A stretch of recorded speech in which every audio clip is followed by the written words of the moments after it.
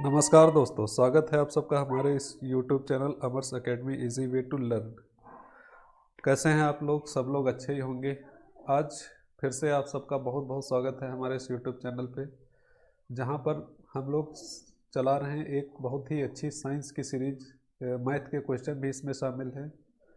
जो most important 30 question, ये जो सुपर टेट का एग्ज़ाम होता है, UP TET C TET exam के लिए बहुत इंपॉर्टेंट होने वाले हैं। आज इसका वीडियो लेक्चर जो है 3 पार्ट है। इसके पहले हम लोग 2 पार्ट कर चुके हैं। जिन दोस्तों ने वो भी वीडियो नहीं देखे हैं वो भी ज़रूर देखेंगे, क्योंकि बहुत मोस्ट इंपॉर्टेंट क्वेश्चन उसमें दिए गए हैं। ये आज का पेपर है, बिल्कुल 100% एग्ज़ाम ओरिएंटेड क्वेश्चन है और कुछ प्रीवियस ईयर क्वेश्चन भी शामिल किए गए हैं इसमें। जो 2019 का सुपर टेट एग्ज़ाम हुआ था उसका सॉल्यूशन भी पूरा आप लोगों को यहाँ मिलने वाला है। तो दोस्तों, जो भी हमारे टीचर, अध्यापक, भावी अध्यापक आने वाली परीक्षाओं की तैयारी कर रहे हैं, सुपर टेट, यूपी टेट या सी टेट के लिए, उन सब के लिए ये वीडियो बहुत ही इम्पोर्टेंट होने वाला है। और सभी लोग इस वीडियो को अंत तक पूरा वीडियो देखेंगे। इसमें बेस्ट वे से आप लोगों को समझाया गया है मैथ के क्वेश्चन को कैसे सॉल्व किया जाता है पेपर में। हर तरीके से आप लोगों को अवगत कराना है, जिससे एग्ज़ाम में कोई क्वेश्चन छूट ना पाए। जिसमें से बहुत सारे क्वेश्चन केवल ऑप्शन से हो जाते हैं, को बहुत सारे क्वेश्चन फार्मूले बेस्ड होते हैं। तो ये सारी चीज़ें आपको लगातार इंडिकेट की जाएंगी कैसे आपको क्वेश्चन करना है। तो मैं अमर आप सबका स्वागत करता हूं आप सबके यूट्यूब चैनल अमर्स अकेडमी पे। दोस्तों, जिन लोगों ने अभी तक चैनल सब्सक्राइब नहीं किया तो प्लीज़ आगे बढ़ने से पहले वीडियो यूट्यूब चैनल जरूर सब्सक्राइब कर लें और वीडियो को लाइक करना बिल्कुल ना भूलें। अगर आपको वीडियो अच्छी लगती है तो प्लीज़ इसे लाइक करें और आगे अपने दोस्तों को शेयर करें। तो चलिए शुरू करते हैं आज का अपना लेक्चर। इसमें हम पहला क्वेश्चन लेते हैं। ये हमारा पार्ट 3 है। इसके पहले 2 वीडियो आ चुके हैं जिनकी लिंक आपको डिस्क्रिप्शन में नीचे मिल जाएगी। तो अगला क्वेश्चन जो हमारे पास आता है, फर्स्ट क्वेश्चन जो इस सीरीज का है, वो क्वेश्चन देखते हैं।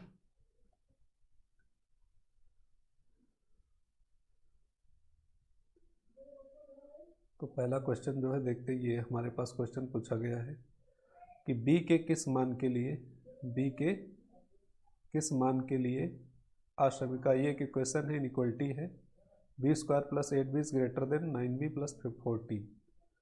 तो ये हमको दिखाना है। ये ऑप्शन है, ऑप्शन में देख के बताना है कि कौन सा ऑप्शन सही है कौन सा गलत है। तो इसमें b की वैल्यू पूछी गई है। तो जैसे ऑप्शन में b की value greater than -5 less than -4, ये सारी चीज़ें लिखी है।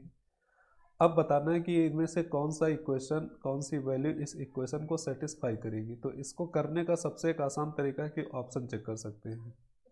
तो यहाँ पे आप देख रहे होंगे फर्स्ट ऑप्शन में b की वैल्यू दे रखी है ग्रेटर देन और इक्वल टू -5। मतलब b जो है 5 के इक्वल भी लिया जा सकता है और 5 से बड़ा भी, -5 से बड़ा भी लिया जा सकता है। तो पहले हम -5 रख के देखते हैं क्या ये रिलेशन जो दिया गया है ये सही है या गलत है। तो जैसे b इक्वल टू -5 यहाँ पुट करते हैं तो देखते हैं क्या आता है।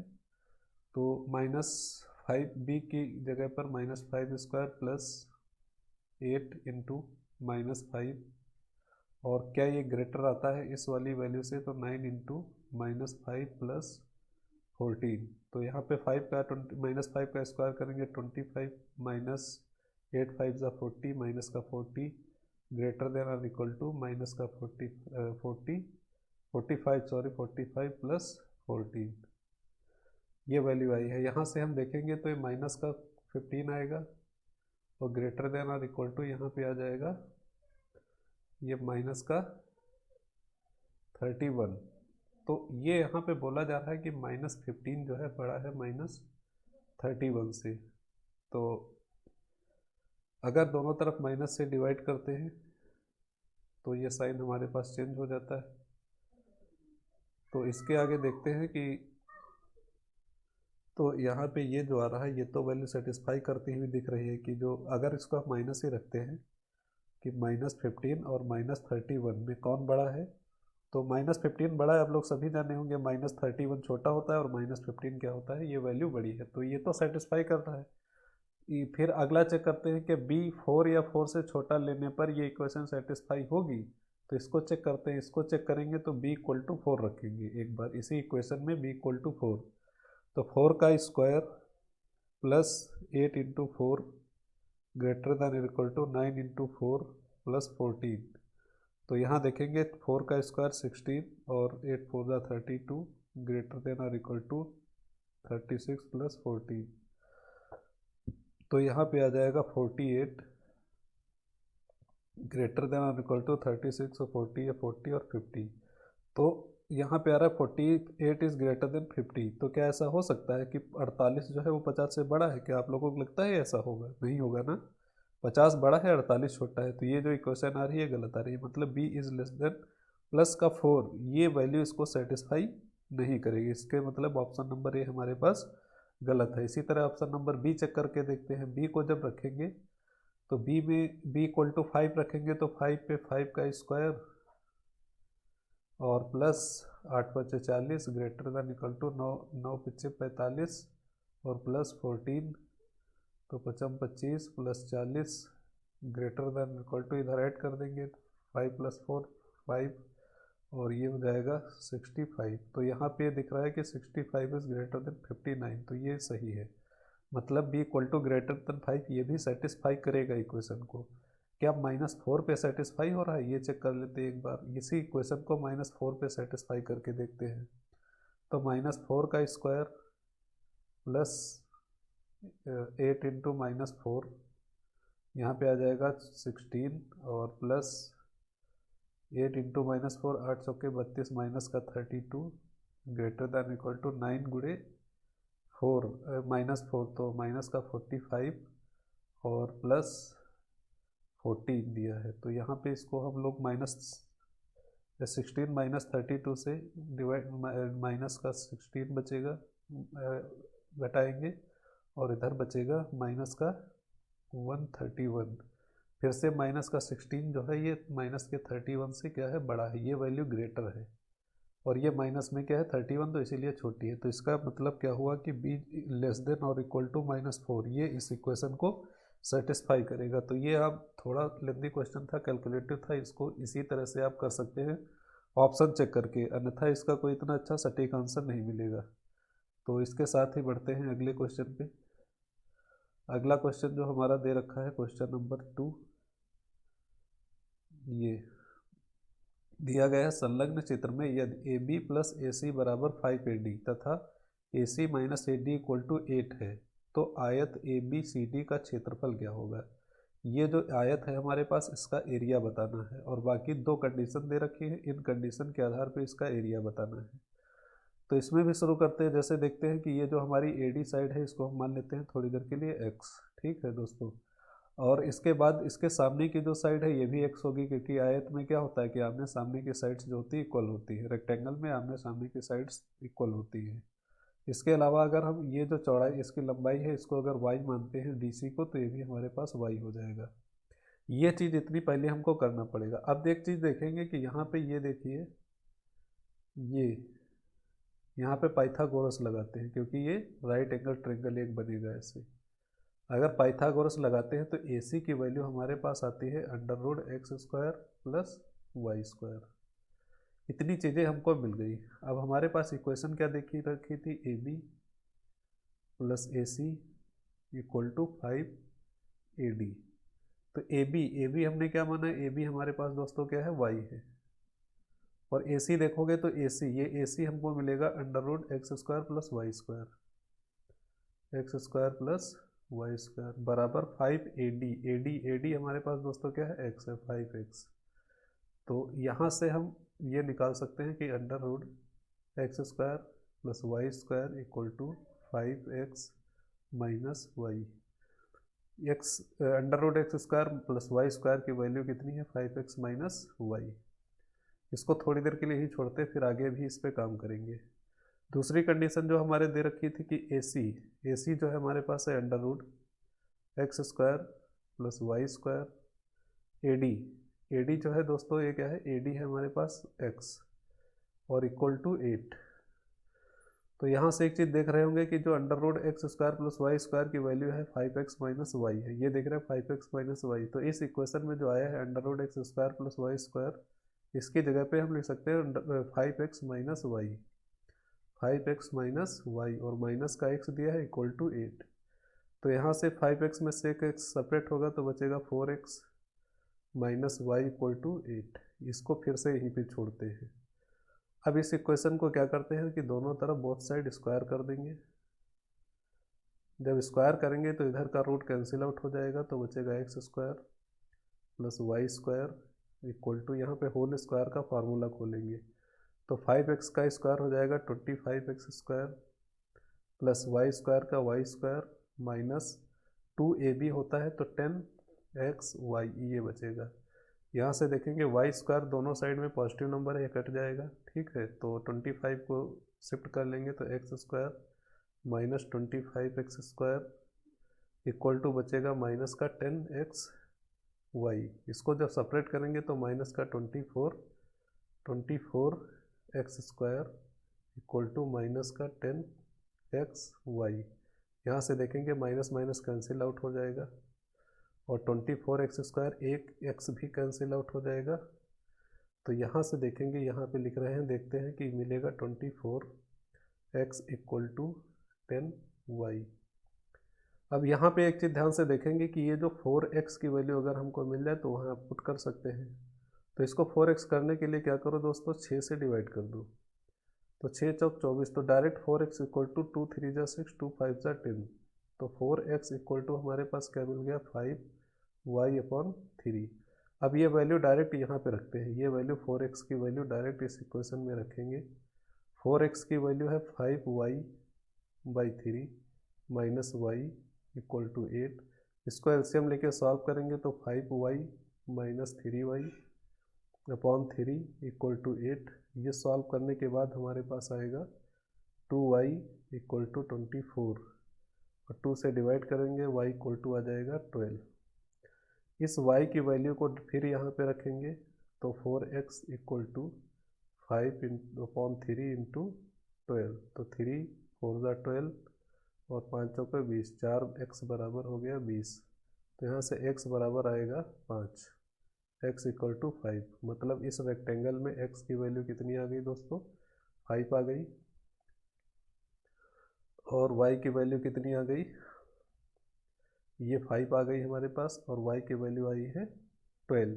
तो ये वैल्यू आ गई हमारे पास 12। तो लंबाई चौड़ाई आ गई। आयत का क्षेत्रफल पूछा है तो आयत का क्षेत्रफल का फॉर्मूला होता है लंबाई गुणे चौड़ाई। तो 12 गुणे 5, 12 पंचे 60। ऑप्शन नंबर सी जो होगा इसका राइट आंसर होगा। चलो बढ़ते हैं अगले ऑप्शन पे। दिया है कि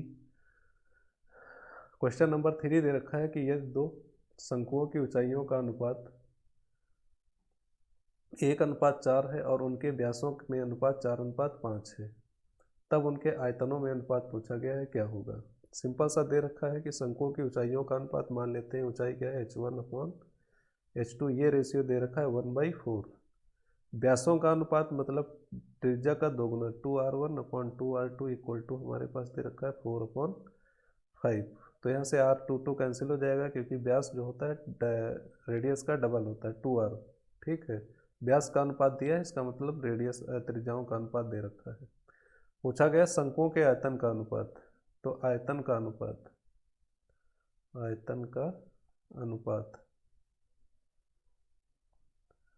तो आयतन का अनुपात मतलब पहले शंकु का आयतन बटे दूसरे शंकु का आयतन, ऐसे लिख सकते हैं, पहले शंकु का आयतन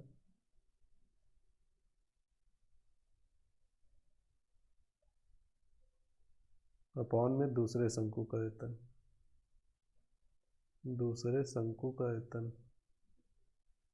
ये शंकु के आयतन का फॉर्मूला सब लोग जानते होंगे। शंकु का आयतन होता है 1/3 पाई r स्क्वायर h। तो r1 हो गया, h1 हो गया, फिर से अपॉन में 1/3 पाई r2 स्क्वायर h2। तो यहाँ से 1/3 पाई कैंसिल हो जाएगा, ये बचेगा r1/r2 का स्क्वायर इंटू h1/h2। तो r1/r2 आप लोग देखे रहे होंगे 1/4 दिया था, तो 1/4 का स्क्वायर, h1/h2 सॉरी r1/r2 दिया है 4/5। r1/r2 दोस्तों क्या दे रखा है 4/5। तो 4/5 का स्क्वायर इंटू h1/h2 है 1/4। तो 4 का स्क्वायर 16, 5 का स्क्वायर 25 इंटू 1/4। तो 4 से कट जाएगा, 4 चौको 16, तो बचेगा 4/25। तो इसका आंसर आ जाएगा 4:25। यहाँ पे देखते हैं R1/R2 4/5 दे रखा था, इसका स्क्वायर 16/25 इंटू H1/H2, ये हमारे पास दे रखा था 4/5 H1/H2, ओ सॉरी व्यासों H1/H2 चाहिए का अनुपात जो है 1/4 है, सही है 4/5। 4 चौके 16, 25, 1/4, 4 से काट दिया 4/25। तो 4:25, इसमें ऑप्शन हो सकता है कुछ मिसप्रिंट हो गया हो, तो पहला ऑप्शन जो आता है 4:25, इसको सही कर लेते हैं। फिलहाल इसको एक बार क्रॉस चेक जरूर करेंगे, उसके आगे हम आगे क्वेश्चन को पढ़ रहे हैं। यहाँ पे ऑप्शन मिसप्रिंट हो सकता है, ये पहला ऑप्शन जो है इसका 4:25 ये कर लेंगे, यही राइट आंसर होगा। बाकी कैलकुलेशन इसकी बिल्कुल सही है, आप लोग टेंशन मत लीजिएगा। चलिए आगे बढ़ते हैं अगले क्वेश्चन की तरफ। अगला क्वेश्चन दिया है कि प्रथम प्राकृतिक अभाज्य संख्याओं का औसत प्रथम 9 प्राकृतिक अभाज्य संख्याओं का औसत बताना है। तो औसत का फॉर्मूला क्या होता है जानते होंगे आप लोग कि औसत बराबर कुल योग बटे कुल संख्या, कुल योग बटे कुल संख्या, ये औसत का फॉर्मूला होता है। तो योग मतलब 9 प्राकृतिक अभाज्य संख्याओं का औसत। तो अभाज्य संख्याएं जैसे 1 + 3 प्लस अभाज्य संख्या दोस्तों 2 भी है, 1 + 2 + 1 नहीं होती अभाज्य संख्या 2 + 3 + 5 + 7 + 9 10 11 हो जाएगी। 11 के बाद दोस्तों 13, 13 के बाद 17, 17 के बाद 19। ये देख लेते हैं कितनी हो गई है। तो 1 2 3 4 5 6 7 8 और 19 के बाद आ जाएगी 23, क्योंकि ये वो संख्याएं हैं जो किसी से कटती नहीं, उन्हीं को हम अभाज्य संख्याएं कहते हैं। या तो 1 से कटेगी या स्वयं से कटेगी, बाकी किसी से नहीं कटेगी, तो अभाज्य संख्याएं कहलाएंगी। और टोटल कितनी है 9 है, तो यहाँ पे अपॉन में क्या लिख देंगे 9। अब ऊपर हम लोग इसको ऐड कर लेंगे, आराम से ऐड करते हैं, देखते हैं कितना आता है। 17 और 13 को ऐड करेंगे तो 30 हो जाएगा, ठीक है। 30 और 19 और 11 को ऐड करेंगे तो हमारे पास आ जाएगा 30। तो 30 30 60, ये हो गया 60। 23 और 7 को ऐड करते हैं तो 23 और 7 को ऐड करेंगे फिर से 30, तो ये हो गया टोटल 90। ये कितना हो गया 90। और फिर बचता है 3 2 5 5 10, तो हो जाएगा 100, 100/9। इसको जब डिवाइड करेंगे तो आ जाएगा ये 11 सही 1/9, 11 सही 1/9, 11 9 100/9, तो डी इसका राइट आंसर हो जाएगा। अगले क्वेश्चन पे बढ़ते हैं। क्वेश्चन दिया है कि यदि √2916 = 56, मतलब 2916 का जो अंडर रूट है वो कितना है 54 है, 54 है। तो इसकी वैल्यू बतानी है। ये पूरे पे अंडर रूट चढ़ा है, ये पूरे का जो आंसर आएगा पूरे की वैल्यू ये हमको फाइंड आउट करनी है। तो जो भी ये दिया है हमारे पास √29/16 प्लस 0.2916 प्लस √0.0022916, फिर आगे प्लस अंडर रूट के अंदर 0.000022916। इसमें क्या करते हैं पॉइंट हटाएंगे तो अपॉन में 2 0 आएंगे, ये सब अंडर रूट के अंदर ही रहेगा मैटर। फिर यहाँ पे अगर हम पॉइंट हटाते हैं तो नीचे कितने जीरो आते हैं 4 4 0। यहाँ पे पॉइंट हटाते हैं तो नीचे कितने जीरो आएंगे 6, ये 6 0 नीचे आ गए। यहाँ पे अंडर रूट हटाते हैं तो जितने भी नंबर हैं ऊपर उतने ही नीचे जीरो आएंगे, 1 2 3 4 5 6 7 8 0। अब अंडर रूट के बाहर जब निकालेंगे, जैसे 100 को बाहर निकाला तो इसके जितने जीरो है उसके आधे बचेंगे, ठीक है। कब कोई भी नंबर अगर अंडर रूट के अंदर है, इसको जब हम बाहर निकलते हैं तो जितने जीरो होते हैं उसके आधे बचते हैं। 100 10,000 का जो वर्गमूल होगा वो 100 होगा। इसी तरह से अगर हमारे पास 6 जीरो लगे हुए हैं, 6 जीरो, तो जब इसको अंडर रूट के बाहर निकालेंगे तो 3, 1000 आएगा। अंडर रूट सॉरी ऊपर नहीं लगा होगा, केवल 1000। अंडर रूट के बाहर निकालते हैं तो जितने जीरो होते हैं उसके आधे जीरो बचेंगे। 10 जीरो है तो 5 जीरो बचेंगे, 4 जीरो है तो 2 जीरो बचेंगे, 2 जीरो है तो 1 जीरो बचेगा। ठीक है, अब इसको सॉल्व करते हैं।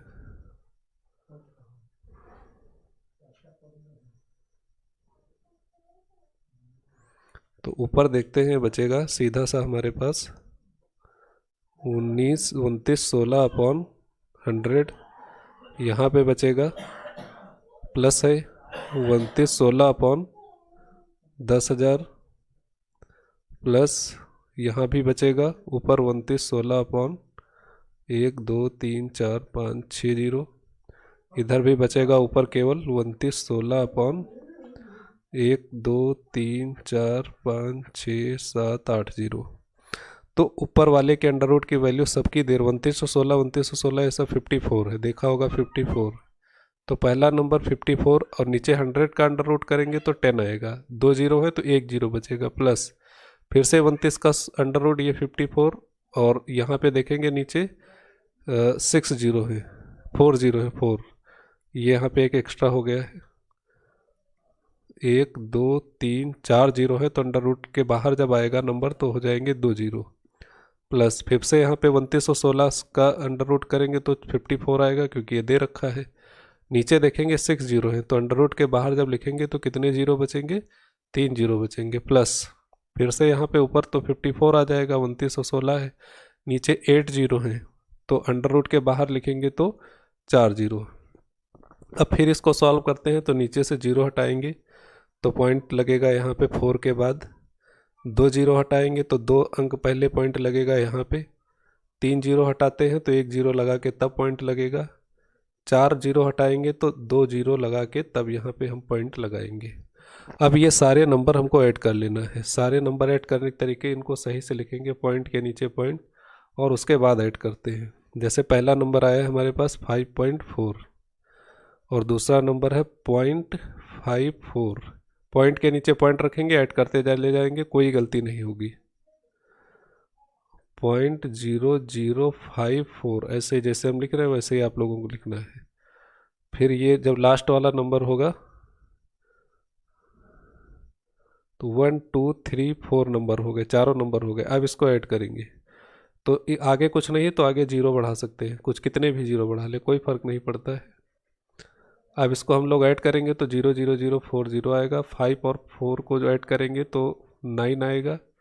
ठीक, इधर 5 4 को ऐड करेंगे ये भी 9 आएगा, यहाँ पे 5 4 को ऐड करेंगे ये भी 9, पॉइंट लगाएंगे और 5 तो 5.9994, तो 5.994 ये इसका राइट आंसर होगा। थोड़ा कैलकुलेटिव क्वेश्चन था लेकिन अच्छा था, और इस टाइप के नंबर सिस्टम के क्वेश्चन, सिंप्लीफिकेशन के क्वेश्चन है ये सब, और इसको अच्छे से आप लोग देखेंगे।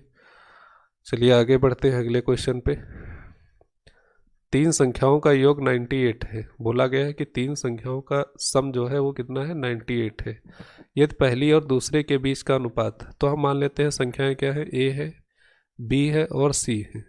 तो पहली और दूसरी के बीच का अनुपात A/B, ये दे रखा है 2/3। फिर दूसरी और तीसरी मतलब B/C दे रखा है हमारे पास 5/8। तो टोटल का सम दे रखा है तो हम A/B/C सबका निकाल लेते हैं, A/B/C। तो इसके लिए ये सब आइडिया आप लोगों को बताए चुके हैं, ट्रिक कैसे निकाला जाता है रेशियो। इधर 3 बढ़ा लेंगे और इधर 5 बढ़ा लेंगे। इसको थोड़ा आप लोग ध्यान से देख लेंगे क्योंकि यहाँ पे जो नंबर आता है, जो जगह खाली बचती है, जैसे ये एक जगह खाली है और एक जगह यहाँ पे खाली है, तो ऊपर 2/3 था, तो जो ये वाला नंबर है ये वाला, इसी को यहाँ पे हम रिपीट करते जाएंगे। अगर और ज़्यादा बड़ा होता तो फिर से इसी को रिपीट करते हैं, और ये जो खाली नीचे वाली जगह है यहाँ पे ये नंबर रिपीट करते जाएंगे बार बार, कितना भी इधर ले जाना पड़े।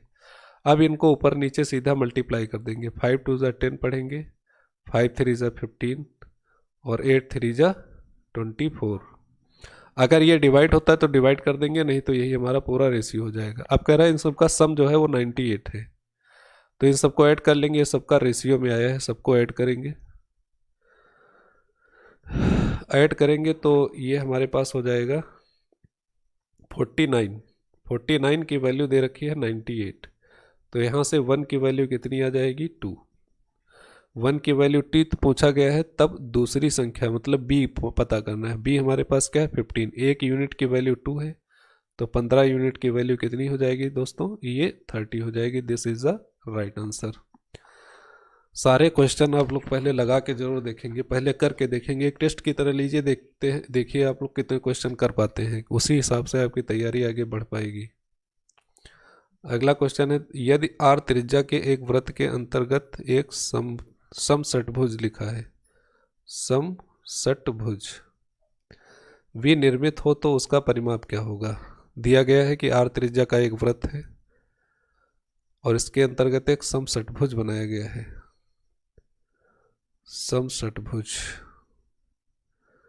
तो इसका परिमाप, ये रेडियस कितनी है इसकी, आर है, ये रेडियस आर है, और समषटभुज को जानते हो कि ये जितनी भी साइडें होती हैं ये सब इक्वल होती हैं, तो परिमाप इसका आसानी से निकाल सकते हैं। कितनी साइडें होंगी इसकी षटभुज की, 6 साइड होंगी, और हर साइड कितने लंबाई की, लेंथ क्या है आर, सबकी लेंथ क्या होगी आर, आर आर सबकी लेंथ आर, तो टोटल क्या हो जाएगा 6r, तो 6r, ए ऑप्शन इसका राइट आंसर हो जाएगा।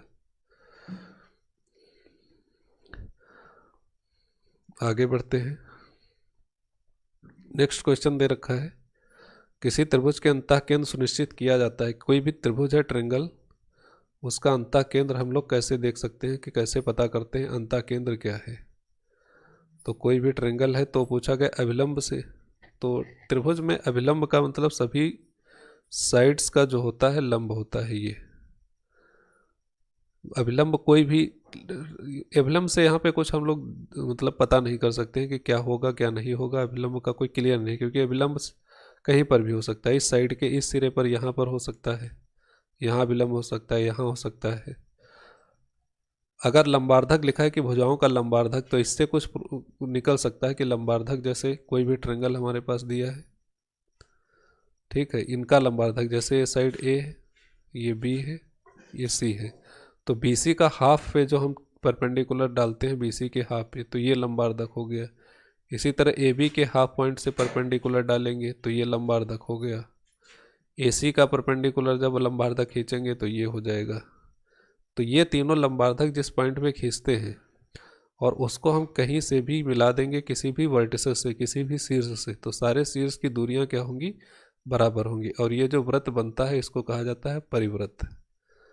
परिवृत्त, ये क्या हो गया दोस्तों, ये परिवृत्त हो गया।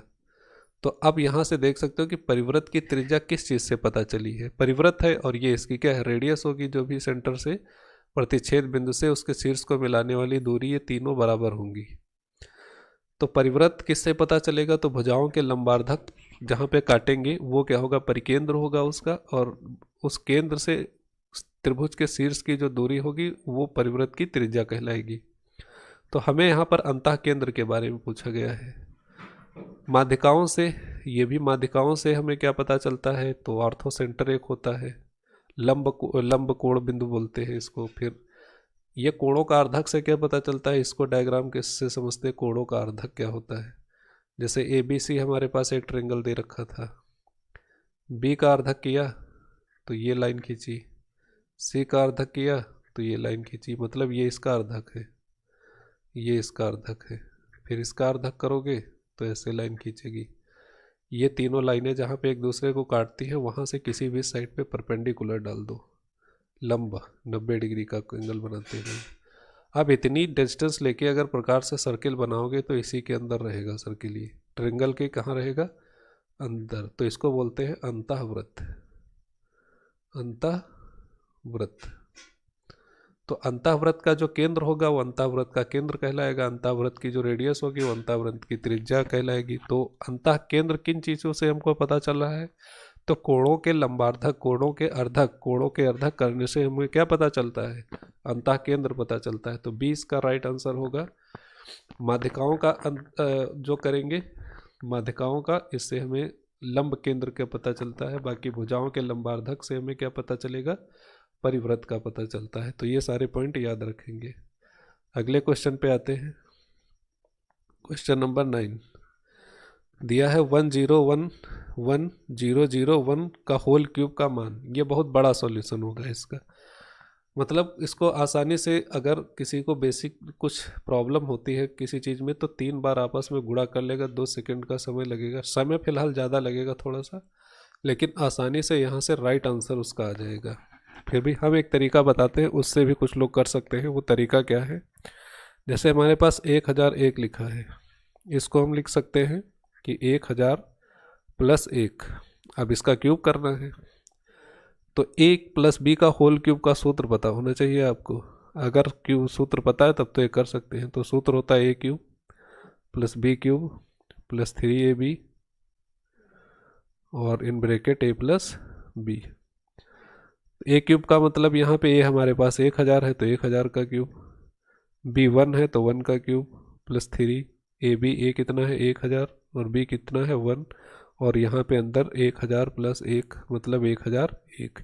इसका क्यूब करेंगे, स्क्वायर करेंगे, 3 जीरो है तो 6 जीरो आएंगे। जैसे अंडर रूट में क्या होता है, जस्ट इसका उल्टा, कि 6 जीरो वाली संख्या का अंडर रूट करोगे तो कितने जीरो बचेंगे अंडर रूट के बाहर? 3 जीरो। लेकिन जब 6 अंकों की संख्या, 3 अंकों की संख्या का वर्ग करोगे, 3 जीरो है, इसका वर्ग करोगे तो कितने जीरो आ जाएंगे? 6 जीरो आएंगे। 1 का क्यूब करोगे तो 1 ही आएगा। क्यूब किया गया है दोस्तों। तो 1000 का क्यूब तो 9 जीरो आएंगे। सॉरी, यहाँ पे क्यूब था तो 9 जीरो आते हैं, तो ये 3 जीरो और ऐड हो जाएंगे इसमें। तो क्यूब था ना, क्योंकि क्यूब था तो 9 जीरो, क्योंकि 3 जीरो है, 3 3 का 9, 3 3 जा 9। 1 का क्यूब करोगे 1 आएगा, 3000 हो जाएगा यहाँ पे। 1 मिनट।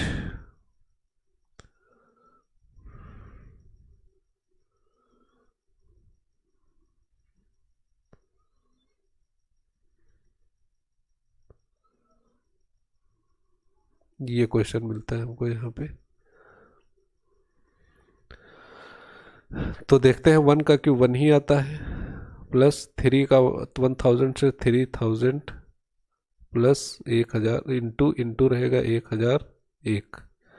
तो यहाँ पे ये नंबर थोड़ा सा आपको मल्टीप्लाई करना पड़ेगा, और इसको भी आसानी से कर सकते हैं। जैसे 3000 को मल्टीप्लाई करना है 1000 + 1 से, तो 3 का अंदर 1000 से मल्टीप्लाई करेंगे तो 3 के आगे 6 जीरो, 3 जीरो इसके, 3 जीरो इसके, प्लस 3 का 1 से मल्टीप्लाई करेंगे तो 3000। इसको ऐड करेंगे यहाँ पे प्लस करके 3000 को, तो ये हमारे पास वैल्यू आ जाएगी 1 2 3 1 2 3, ये वैल्यू आ जाएगी। अब हमारे पास क्या हुआ, ये 9 जीरो वाला एक नंबर हो गया, 3 4 5 6 7 8 9 जीरो ये नंबर 1 है, और साथ में ये नंबर है 3000, 3000। तो 1 2 3, ये 3 और 0 3000। इसको ऐड करेंगे तो 1 आएगा, 0 0 0 आएगा, 0 आएगा, 3 आएगा, फिर से 0, फिर से 0, 3 0 0 1। तो इसका ऑप्शन नंबर सी इसका राइट आंसर होगा कि 100 300 3001। तो ये इस तरीके से भी कर सकते हैं। इसकी और भी बहुत सारी ट्रिक होती है। बाकी नॉर्मल क्वेश्चन है, कोई ज़्यादा दिक्कत की बात नहीं है। बस धैर्य रख के अगर सॉल्व करते पेपर में तो 100% सही होता। ये एक तरीका समझ लीजिए, इससे भी सारे क्वेश्चन इस टाइप के सॉल्व हो सकते हैं। बाकी इसकी ट्रिक भी होती है, कई सारी ट्रिक हैं, लेकिन उस पर हम अभी नहीं जाते हैं फिलहाल। और आगे क्वेश्चन बढ़ते हैं कि अगले क्वेश्चन पे आते दिया, यदि किसी संख्या का 20% 120 हो तो उस संख्या का 120% क्या होगा। मान लेते हैं संख्या x है, संख्या x का जो 20% है वो कितना है, 120 है। तो यहाँ से इसको जब सॉल्व करते हैं 2 5 जा 10, तो x इक्वल टू आ जाती है 120 × 5 600। 120 × 5 कितना आ जाएगा, 600।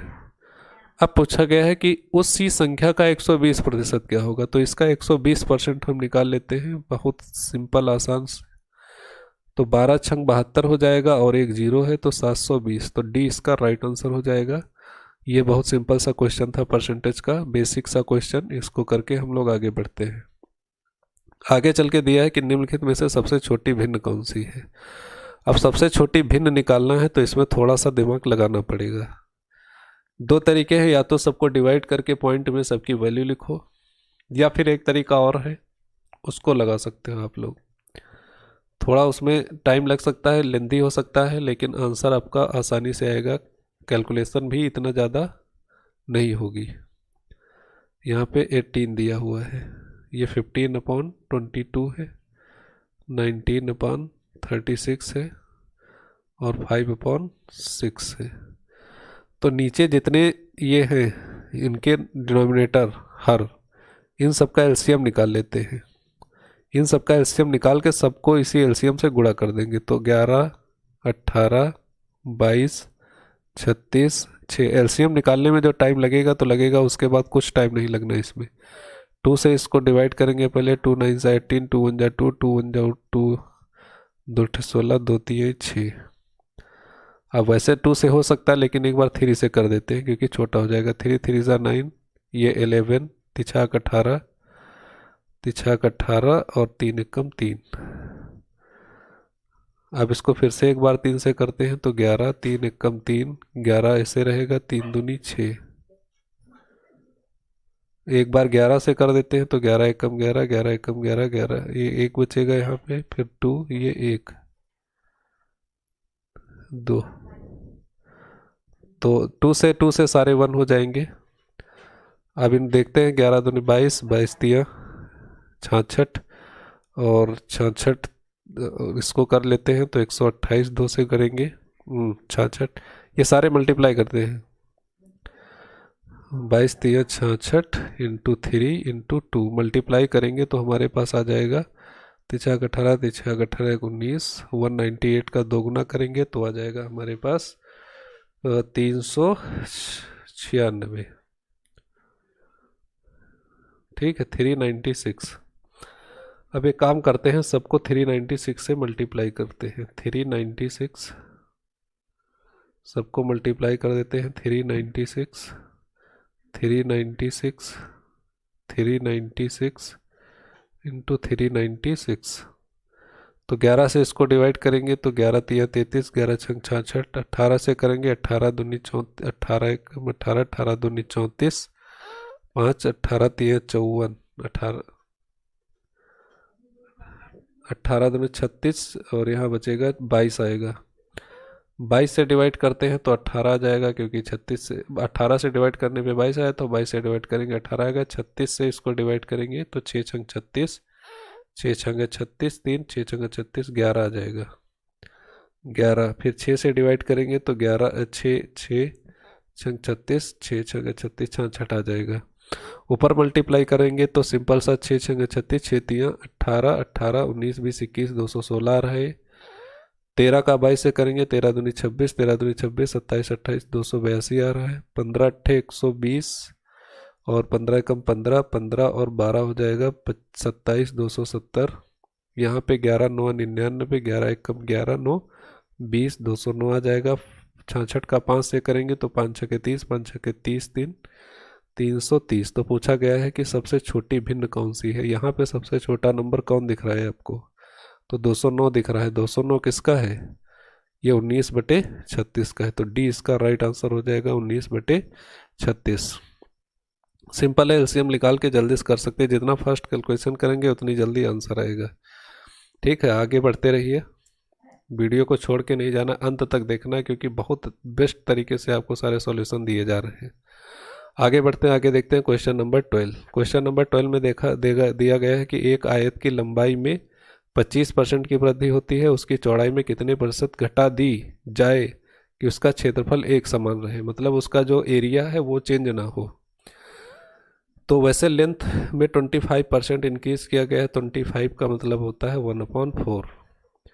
तो लेंथ जो इसकी थी पहले कितनी थी? 4, और अब कितनी हो गई है? 5। ये इंक्रीज, ये 4 5। तो बोल रहा है कि इसका क्षेत्रफल एक समान बना रहे तो चौड़ाई कितने प्रतिशत घटा दी जाए। इसमें कोई भी चेंज नहीं आना चाहिए जो इसके एरिया में, मतलब लंबाई गुणे चौड़ाई में कोई चेंज नहीं आना चाहिए। ये हमको करना है यहाँ पे।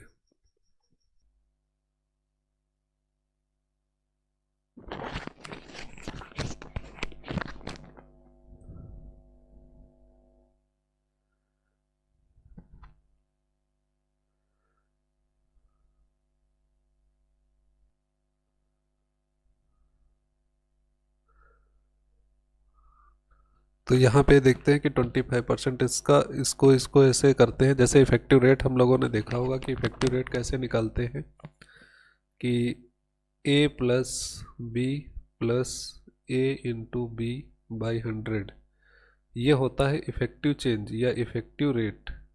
इस फार्मूले से भी इस सवाल को हम लोग तुरंत कर सकते हैं बहुत जल्दी। इफेक्टिव रेट टोटल चेंज यहाँ पे हमको कह रहा है कि क्षेत्रफल एक समान बना रहे, मतलब एरिया में कोई भी चेंज ना हो। लेकिन ए में कह रहा है कि हम 20% इंक्रीज कर रहे हैं, तो बी में कितना परसेंट माइनस करें, तो हम इसको निगेटिव लेंगे, ठीक है, प्लस। तो ए में अगर इंक्रीज कर रहा है 25%, तो बी डिक्रीज करना है तो हम इसको माइनस की वैल्यू लेंगे अपॉन में 100। और टोटल जो इफेक्टिव चेंज आना चाहिए वो कितना आना चाहिए, 0। तो यहाँ से 25 माइनस बी, और ये 25 से 4 बार कैंसिल हो जाएगा, minus B by 4 equal to 0। तो 25 इक्वल टू यहाँ से दोनों जीरो के उस साइड ले जाएंगे तो बी प्लस बी बाई 4, इसको ऐड करेंगे तो 5b/4। तो यहाँ से देखेंगे हमारे पास 5b/4 बराबर आ गया है 25। तो 5 से इसको डिवाइड करेंगे, 5 5 सा 25, तो b की वैल्यू आ जाएगी 20। तो 20% हमको क्या करना पड़ेगा, इसकी चौड़ाई को घटाना पड़ेगा 20%। तो जो एरिया है उसका एक समान बना रहेगा। बाकी इस तरीके से थोड़ा सा प्रॉब्लम होगी, बाकी आंसर इससे भी आएगा जो पहले तरीका बताया था। फिलहाल ये तरीका आप लोग सबसे अच्छे से ध्यान रखेंगे, इस टाइप के जितने भी क्वेश्चन आते हैं सब इसी तरह से सॉल्व करना। चलिए शुरू करते हैं अगला क्वेश्चन।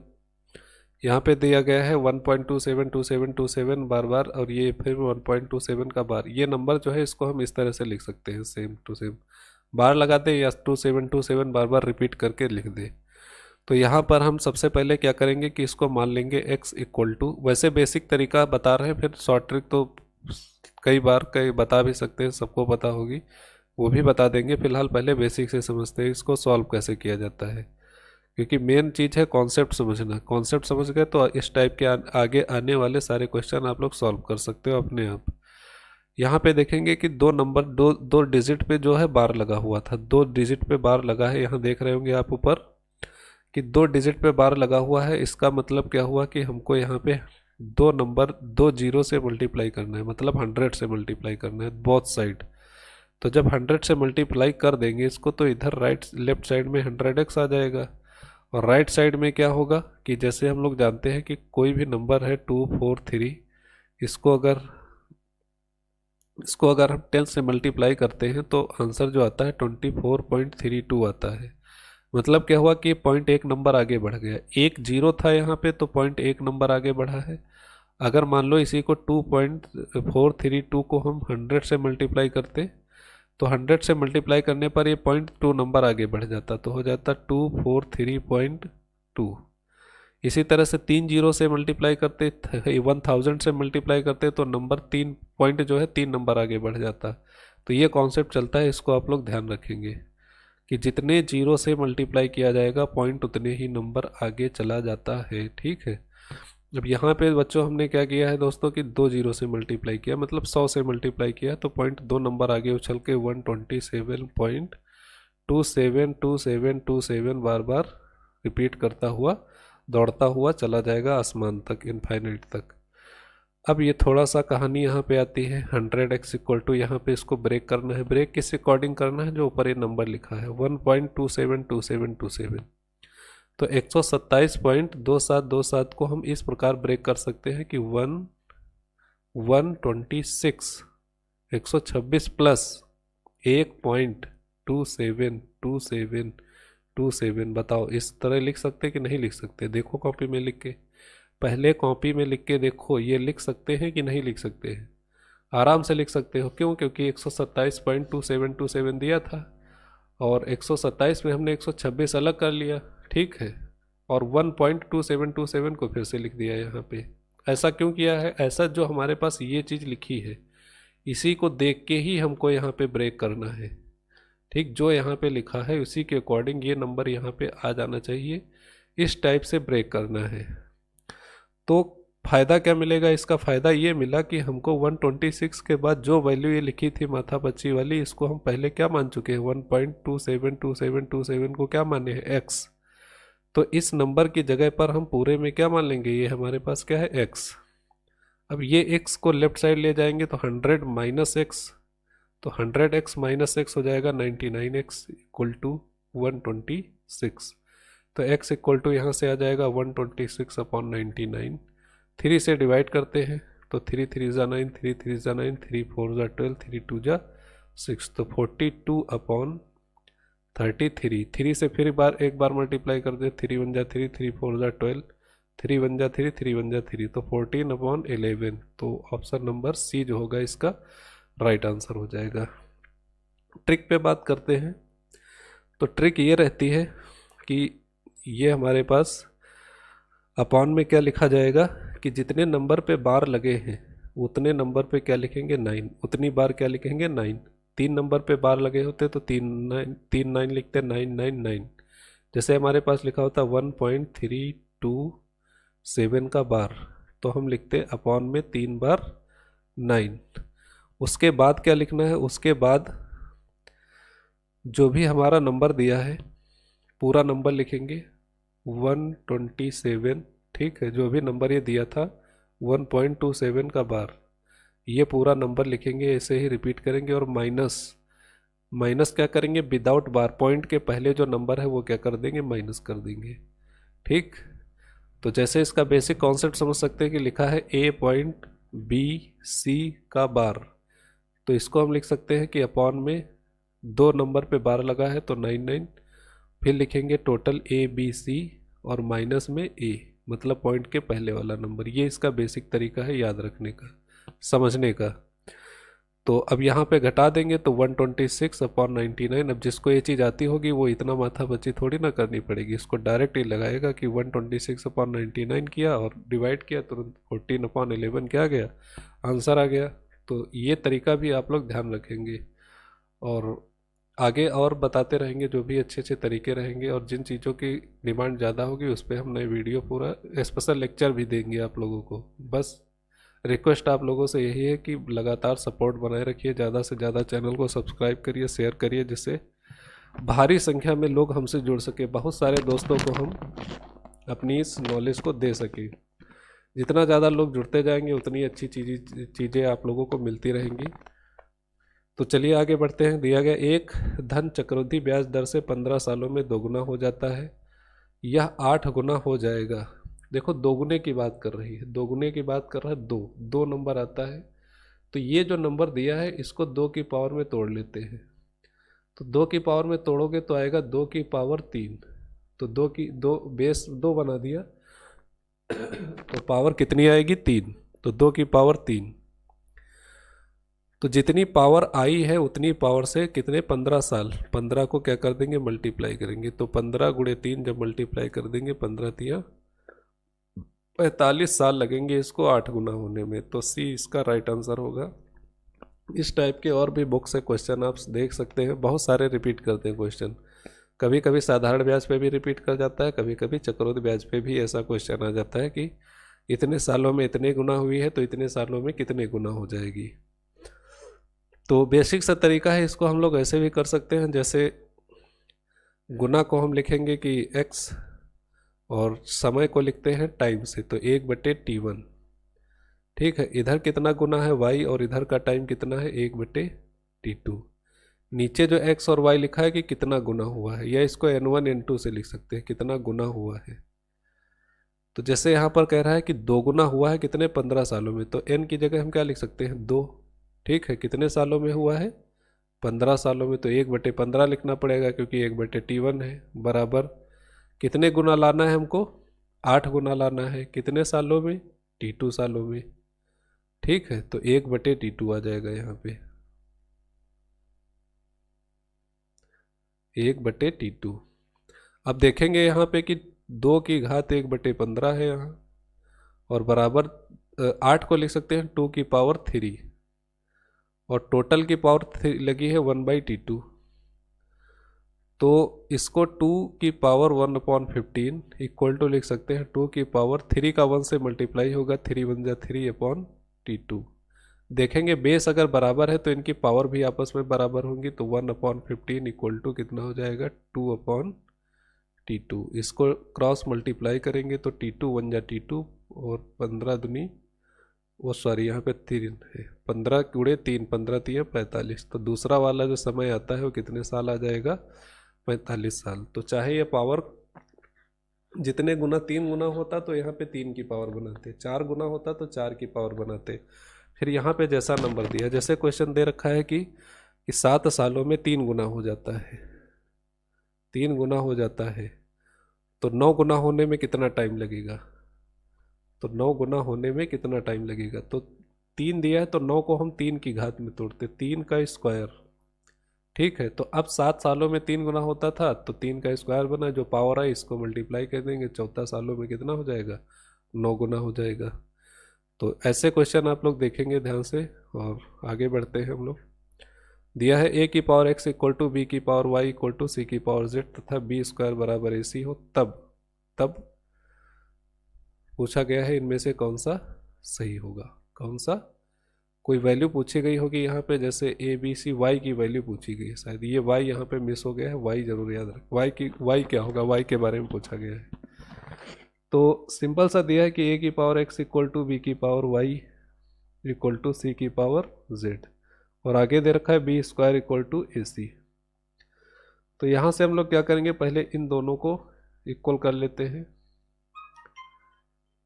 तो a की power x equal to B की पावर y, तो यहाँ से a की पावर कितनी हो जाएगी, b की पावर y अपॉन x। ये जो पावर थी इसको इधर ट्रांसफ़र करेंगे राइट साइड में तो अपॉन में आ जाएगी। तो a की वैल्यू मिल गई b इंटू बी की पावर y अपॉन x। इसी तरह से सेकेंड और थर्ड को कंपेयर कर लेंगे तो b की पावर 4 इक्वल टू है c की पावर z। c की वैल्यू यहाँ से निकालेंगे तो हो जाएगा b की पावर y अपॉन z। ये y है, 4 नहीं है। ये ऐसा क्यों किया है, a की वैल्यू निकाल ली, c की वैल्यू निकाल ली, क्योंकि a और c की वैल्यू हम पुट कर सकते हैं। तो चलिए रखते हैं। यहाँ पे रखने पे हमें क्या मिलता है कि b की power y upon x into b की power y upon z. a का मान रखा तो b की पावर y अपॉन एक्स हो गया, c की वैल्यू रखी, c की वैल्यू तो b की पावर y अपॉन जेड हो गया। तो इधर हमारे पास बी स्क्वायर दिया है, इधर बी बेस है, अगर बी को ऐड करेंगे मल्टीप्लाई करेंगे तो इनकी पावर क्या हो जाएंगी बच्चों, ऐड हो जाएंगी। दोस्तों क्या हुई है, ऐड हो गई, तो y अपॉन जेड। तो देखेंगे बेस बराबर है तो पावर क्या होंगी, इक्वल होंगी। तो टी इक्वल हो जाएगा X sorry Y upon X plus Y upon Z.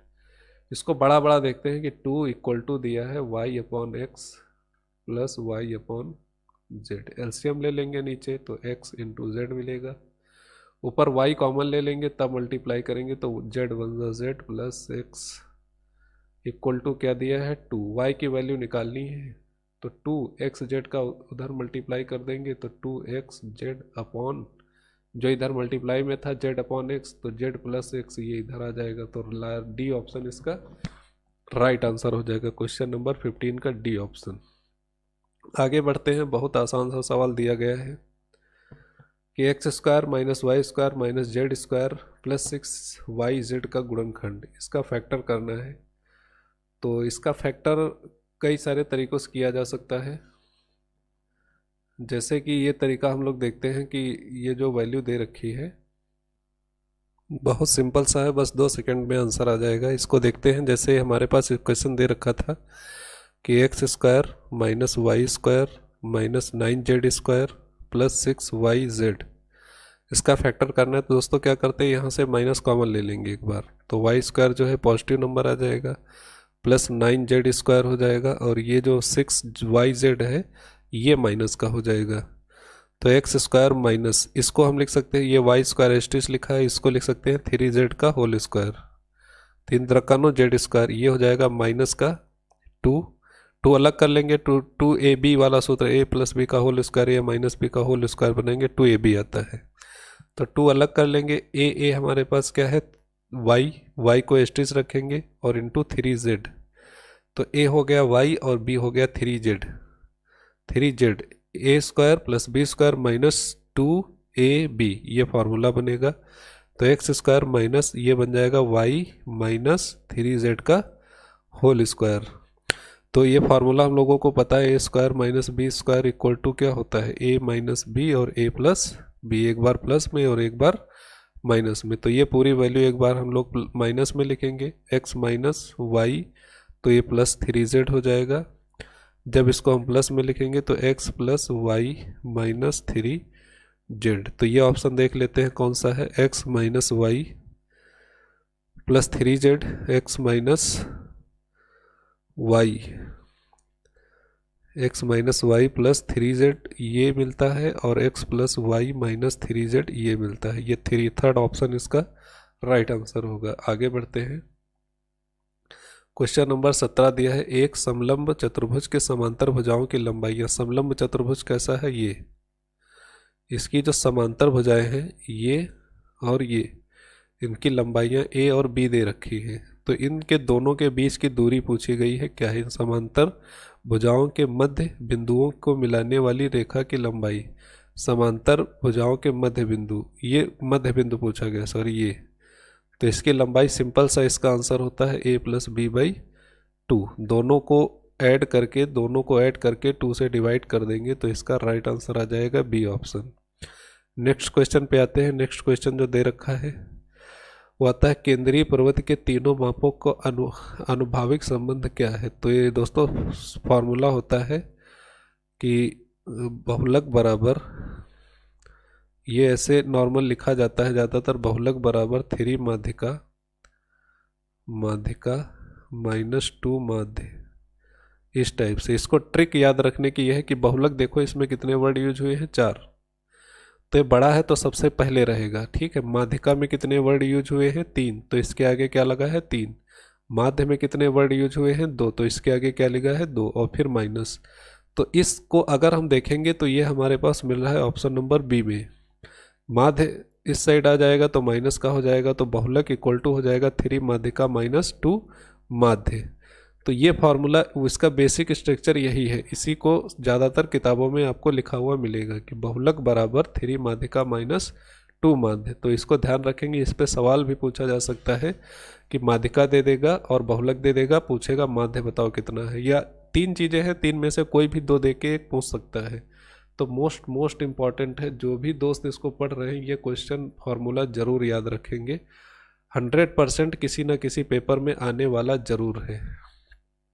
Question number अगला दिया है 19, यदि किसी व्यक्ति को विक्रय मूल्य पर 20% की हानि होती है तो क्रय मूल्य पर प्रतिशत हानि क्या होगी।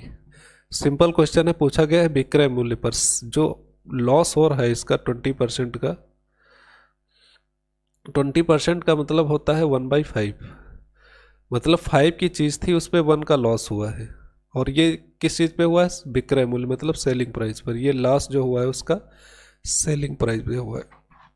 मतलब क्या हुआ कि 5 की बेच करके उसको 1 का नुकसान हो रहा है। तो अगर वो 6 की बेचता, सेलिंग प्राइस अगर वो 6 रखता तो क्या होता है, इसका नुकसान ना होता, क्योंकि 5 की बेचा है तो 1 का नुकसान हुआ है। इसका मतलब सेलिंग प्राइस क्या हुआ, इसका 6 होना चाहिए था। या कॉस्ट प्राइस इसको कह सकते हैं कि कॉस्ट प्राइस क्या था, 6, तभी तो 5 की बेच के 1 का नुकसान झेल रहा है। तो क्रय मूल्य पर प्रतिशत हानि ज्ञात कीजिए। कॉस्ट प्राइस पर जो क्रय मूल्य है 6 था, 1 की हानि हुई है किस पे, 6 पे, तो गुणे में 100। तो इससे सॉल्व करेंगे तो 15/3, तो 4th इसका राइट आंसर हो जाएगा। अगर समझे नहीं है तो दोबारा समझ लो इसको, क्योंकि पहले क्वेश्चन में दे रखा है कि 20% का जो लॉस हुआ है दोस्तों, ये इसके सेलिंग प्राइस पे हुआ है। मतलब 20% का मतलब होता है 20 पंचे 100, इसको 20% मतलब 20 का 100 से डिवाइड करेंगे, 1/5 आएगा। मतलब 5 की वस्तु थी उस पर 1 का क्या हो गया, लॉस हो गया। तो 5 पर 1 का लॉस का मतलब क्या हुआ कि अगर वो 6 की बेचता तो शायद उसको लॉस ना होता, ठीक। लेकिन तो इसका मतलब क्या हुआ कि लॉस ना होता तो उतने की खरीद के लाया होगा, तभी तो लॉस नहीं हुआ है। मतलब 6 की लाया होता तो कॉस्ट प्राइस क्या था इसका, 6। अगर 6 की खरीद के लाया है और 1 का लॉस हो गया है, 1 का लॉस हुआ है कितने पे, 6 पे, तो 1/6 = 100 इंटू, और ये हमारे पास 5/30 डी इसका राइट आंसर हो जाएगा। चलिए बढ़ते हैं आज के अगले क्वेश्चन पे। यहाँ पे 19 क्वेश्चन पूरे हो गए हैं, 20 क्वेश्चन देखते हैं। 20 नंबर, ये हमारे जो हैं पूरे मैथ के क्वेश्चन यहाँ पे मतलब ख़त्म होते हैं। मैथ के क्वेश्चन सारे हो गए। अब जो हमारा क्वेश्चन आता है वो आता है उसका साइंस का। ये साइंस का है। साइंस का जो फर्स्ट क्वेश्चन पूछा गया है दोस्तों, पूछा गया राष्ट्रीय अस्थि विकलांग संस्थान कहाँ पे है। तो राष्ट्रीय अस्थि संस्थान विकलांग, इसको हम, तो ये कोलकाता, ऑप्शन नंबर सी तीसरा जो इसका राइट आंसर हो गया। राष्ट्रीय अस्थि विकलांग संस्थान कहाँ पे है, कोलकाता में है। नेक्स्ट क्वेश्चन पे आते हैं, क्वेश्चन नंबर 21। ये हमारे पास दिया है कि खाने का नमक किससे बनता है। खाने का नमक मतलब NaCl। NaCl अगर इसको तोड़ेंगे तो Na प्लस और Cl माइनस।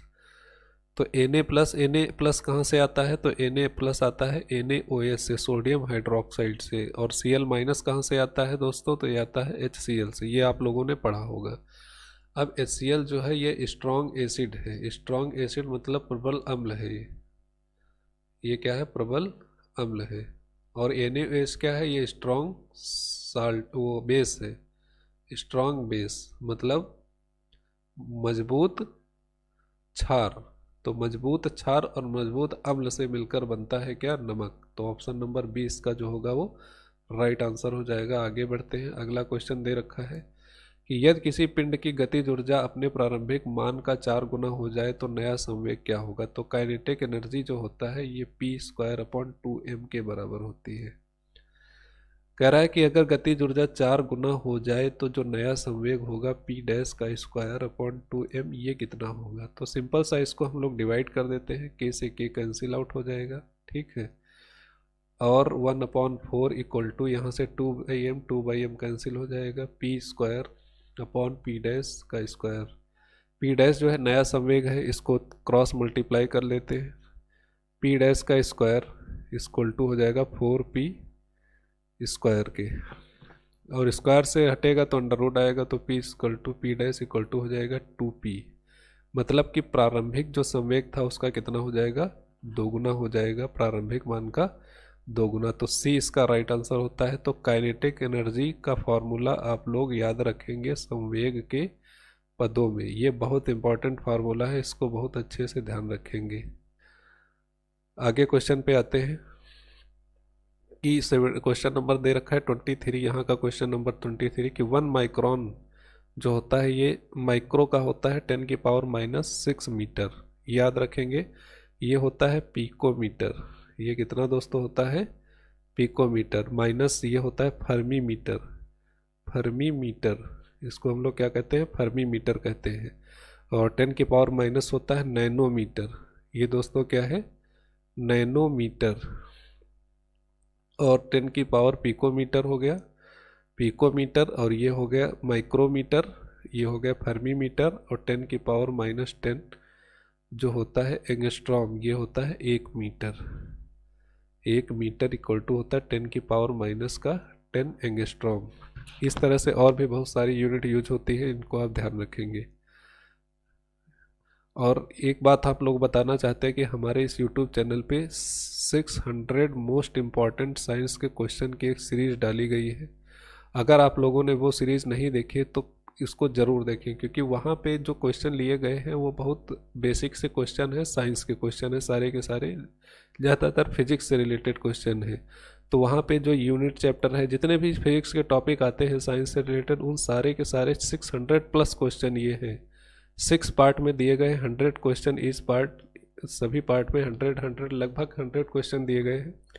तो ये सारे वीडियो सीरीज आप ज़रूर देख लें अगर अच्छे से तैयारी करना चाहते हैं तो, क्योंकि साइंस के वहाँ से मोस्ट इंपॉर्टेंट क्वेश्चन दिए गए हैं। और सारे एग्जाम में, कोई भी एग्ज़ाम होता है, ग्रुप डी होता है, RRB, NTPC, CBT 2 तक के जो एग्ज़ाम होते हैं वहाँ भी वो क्वेश्चन आने वाले हैं। SSC के एग्ज़ाम, सारे एग्ज़ाम में वो क्वेश्चन बहुत इंपॉर्टेंट रहते हैं। क्वेश्चन नंबर 24 दिया गया, वातावरण का वह क्षेत्र जिसमें ओजोन परत उपस्थित रहती है। तो ये होता है दोस्तों स्ट्रेटोस्फीयर, इसको कहा जाता है समताप मंडल। समताप मंडल, समताप मंडल में जो होती है वहाँ पे ओजोन होती है। ओजोन की मोटाई डाप्सन से नापते हैं, डाप्सन इसकी यूनिट होती है। ठीक है, ओजोन का फॉर्मूला O3 होता है। ये ऑक्सीजन का ही एक अपर रूप है। इसकी यूनिट जो होती है मोटाई नापने की यूनिट, ये डाप्सन यूनिट होती है। अगले क्वेश्चन पे आते हैं। क्वेश्चन नंबर 25 दिया है कि श्वास छिद्र, श्वास छिद्र का उपयोग श्वास के लिए किसके द्वारा किया जाता है? तो श्वास छिद्र का उपयोग श्वास लेने के लिए या सांस लेने के लिए किसके द्वारा किया जाता है? तो ये किया जाता है तिलचट्टा। तो तिलचट्टा इसका जो होगा राइट आंसर हो जाएगा, तिलचट्टा। तिलचट्टा जो है इसका राइट आंसर है। अगले क्वेश्चन पे आते हैं। क्वेश्चन नंबर आता है 26।